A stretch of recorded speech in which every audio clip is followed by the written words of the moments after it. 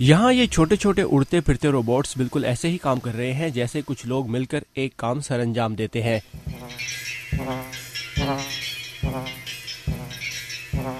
और ये सब हो रहा है वॉशिंगटन के नेशनल बिल्डिंग म्यूजियम में, जहाँ लोग आने वाले वक्त की टेक्नोलॉजी की एक झलक देखने के लिए इकट्ठे हैं।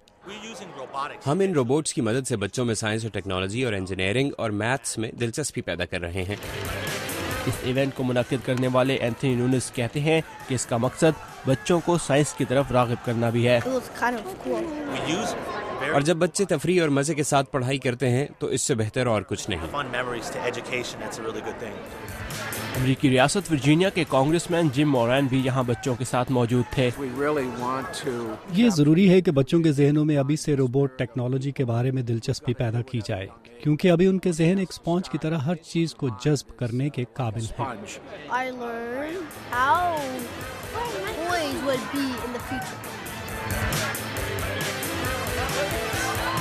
Quinton Lindsey university of Pennsylvania में ज़ेर तालीम है। उन्हें भी इन रोबोट्स को देखकर इनमें दिलचस्पी पैदा हुई। कुछ बड़ा करने के लिए हमें आर्टिफिशियल इंटेलिजेंस या मसनूई ज़हानत पर तहकीक करनी होगी।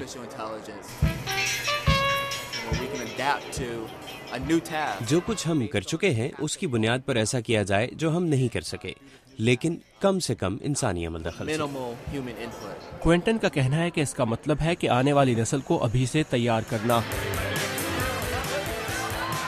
और यहाँ इन बच्चों की दिलचस्पी को देखकर लगता है कि उन्हें खूब मज़ा आ रहा है, और इसी मज़े में और इन्हीं बच्चों में कहीं आने वाले वक्त का एक बड़ा जहन भी परवान चढ़ रहा है।